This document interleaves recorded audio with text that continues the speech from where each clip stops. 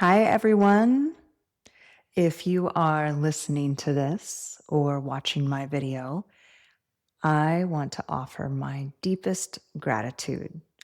The Squats and Séances podcast is what it is today because of listeners like you. Thank you for coming on this journey with me. And today we are officially at the close of season 2, which has been exclusively composed of interviews. I hope that you got to listen to each of them.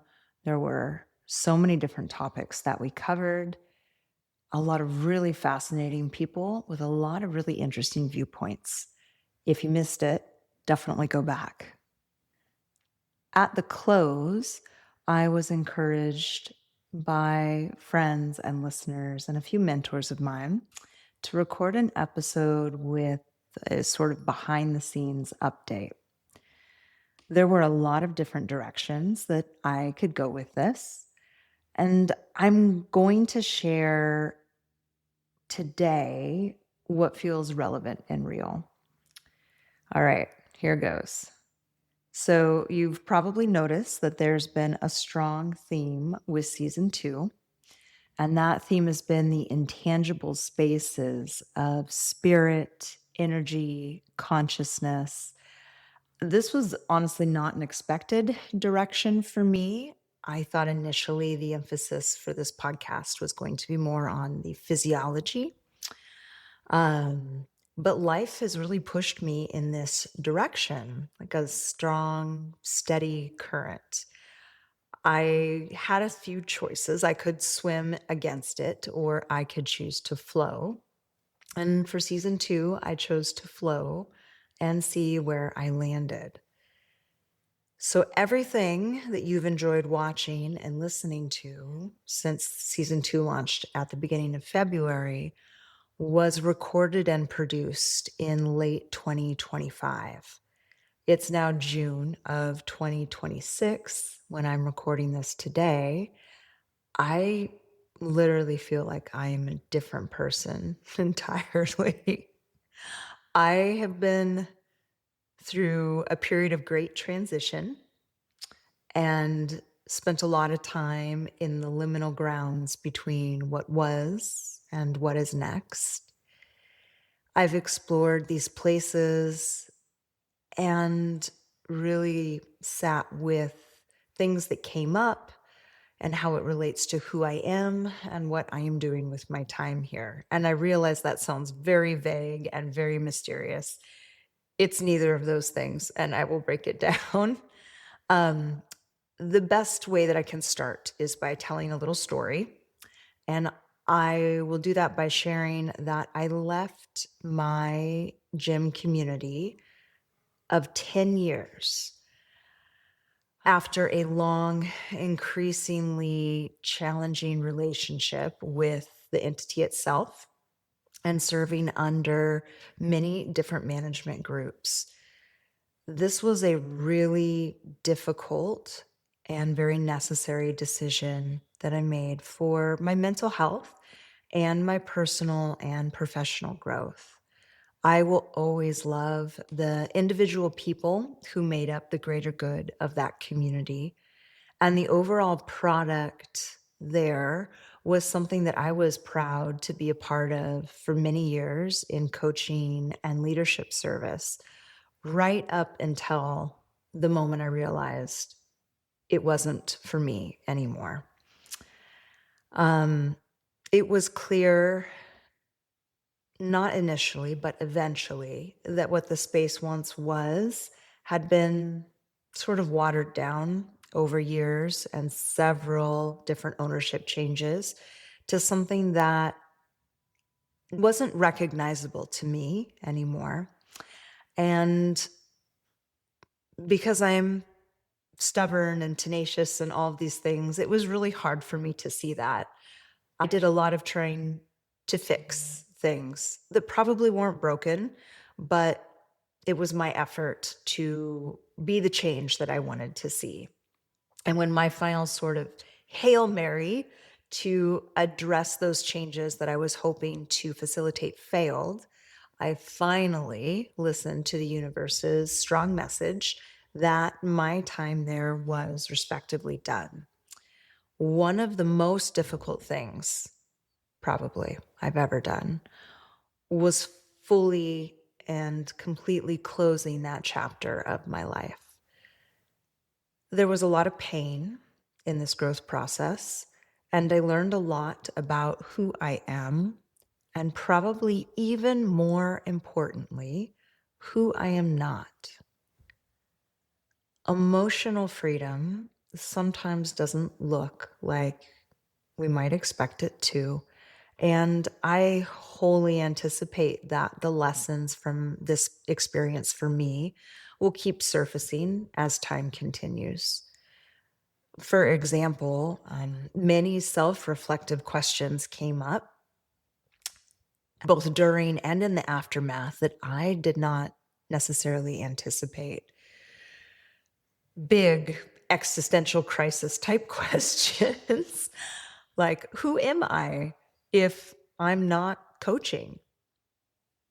Where are my people, my community, if not there? How am I serving my highest purpose if I'm not doing this through teaching?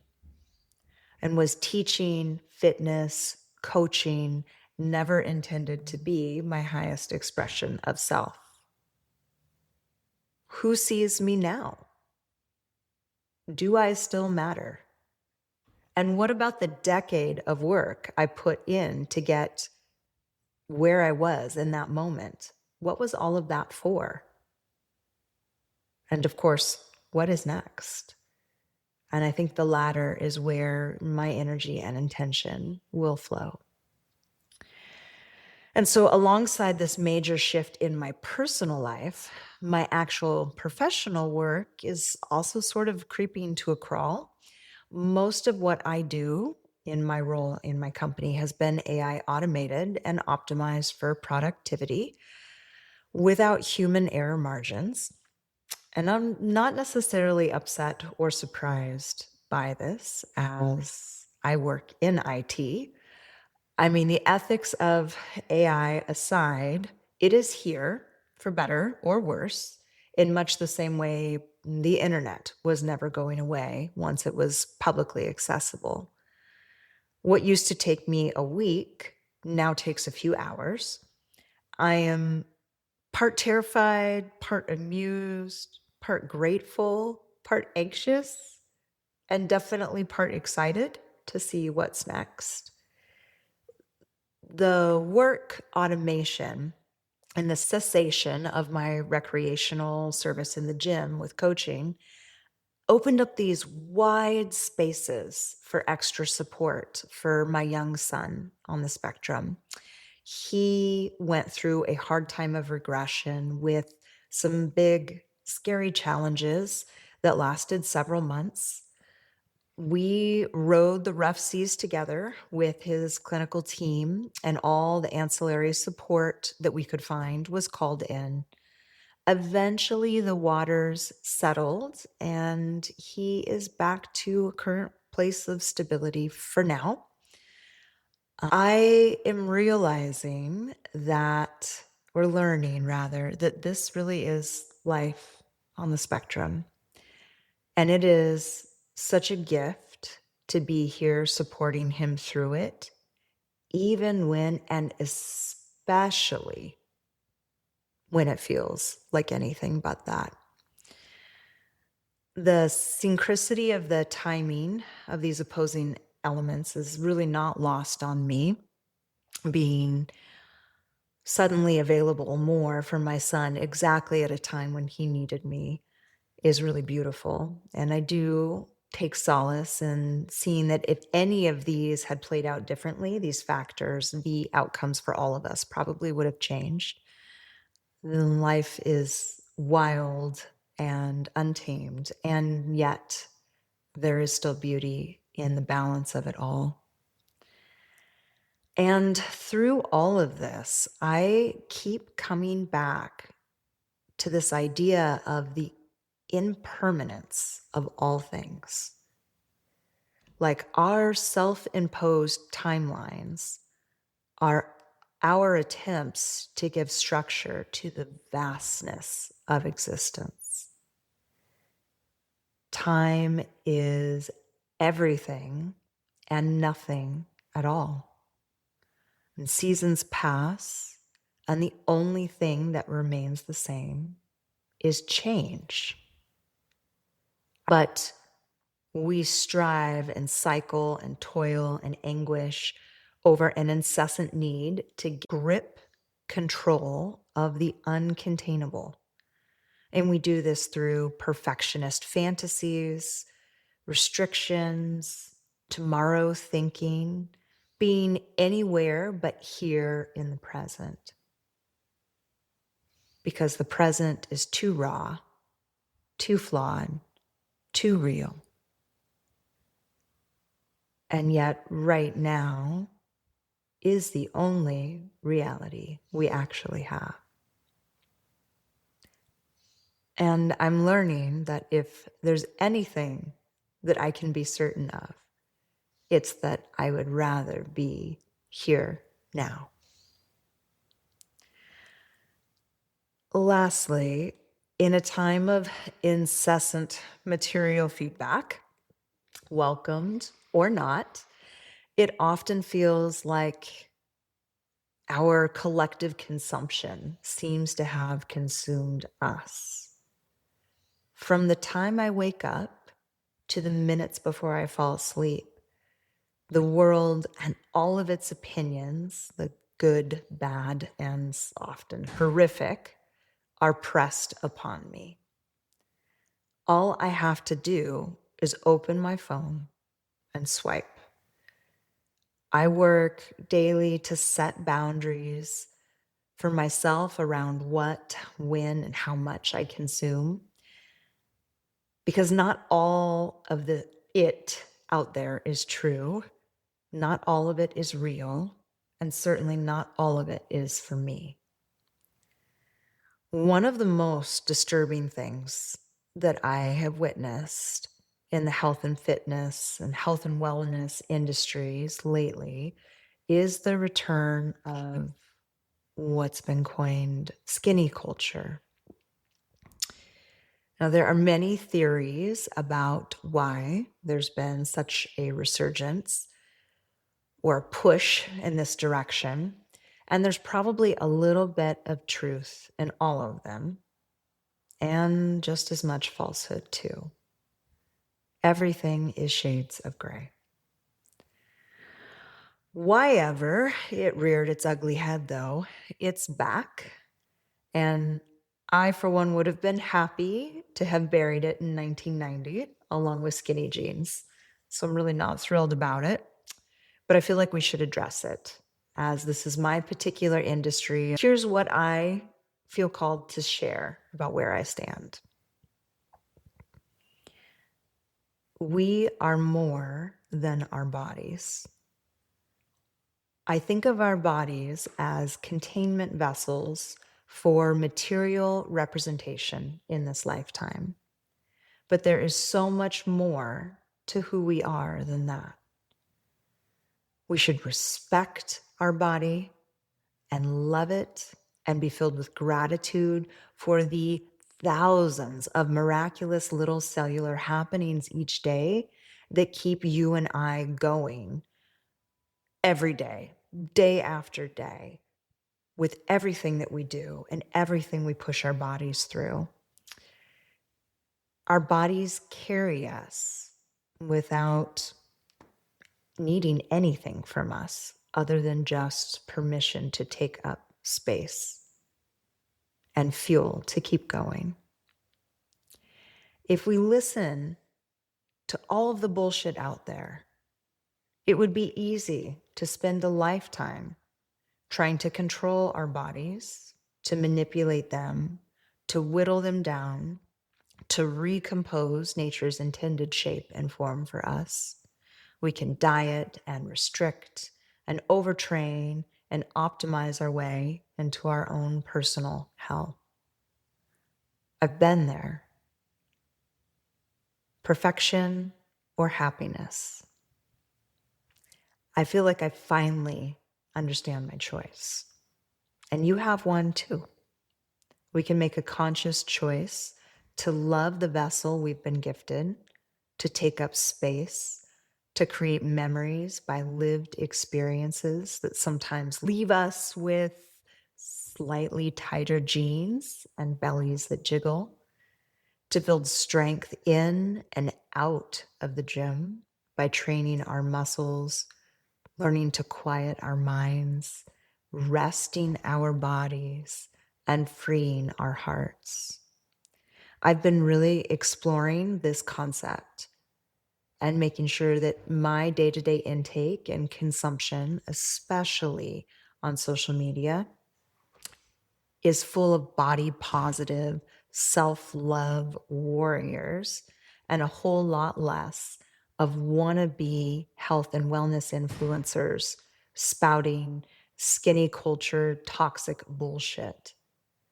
I don't want to be in my 70s and still be unhappy with my physical appearance. Fuck, I don't want to be unhappy about it now or tomorrow. I want to enjoy this beautiful gift of life that I've been given now. None of us, not one, escapes father time. But we buy into this cultural identity that tells us to keep trying because in 10 fewer pounds or one more frozen wrinkle or this extra supplement stack, we'll find peace. And the truth is that the real biohack to a healthy, meaningful life isn't found in the bottom of a vial or even in the gym. Our bodies are full of memories, emotions, and experiences. What if we loved this? What if we embraced this and honored this instead of trying to erase it? That's the real work. And it's hard. And I share this not because I have shit figured out, but because I am trying, just like you. In closing, I do feel like things are shifting for me, but also for you and for all of us. Like spirit, hear me out, in all of its different forms is coming back online because we really desperately need it. In the same way that we need science. One of my all-time favorite bumper stickers reads, "Science. You don't have to believe it for it to be true." I think this is also the case of spirit, source, energy, life force, God, flow, chi, the unnamed divine in all of us. Take it, leave it, believe it, don't. It's still there. And it seems like more people are waking up to this, realizing that the answers are not always found in a Google search, but in mindfulness and meditation, practicing stillness, listening to our intuition, our bodies, our ancestors' wisdom, rediscovering the old ways, the rituals, the things we were persecuted for knowing and taught to forget. Least we become too powerful and realize that we're all connected to the same source. This information that exists underneath the layers of what we call the tamed soul. And the more people I interview, the more people I talk to, the more the same through lines surface again and again. Like a spider web. And we are all on the same path on this web, and yet differentiated by our intersections. And what moves one part moves the whole web. So physiology, psychology, and spirituality are the foundational pillars that birth the Squats and Séances podcast. I'll keep digging, exploring, and cultivating a path where these intersections meet and exist in harmony. And if you stay tuned in, I'll share it all here with you. Thank you for another great season, and I'll see you again soon for season 3. Bye, friends.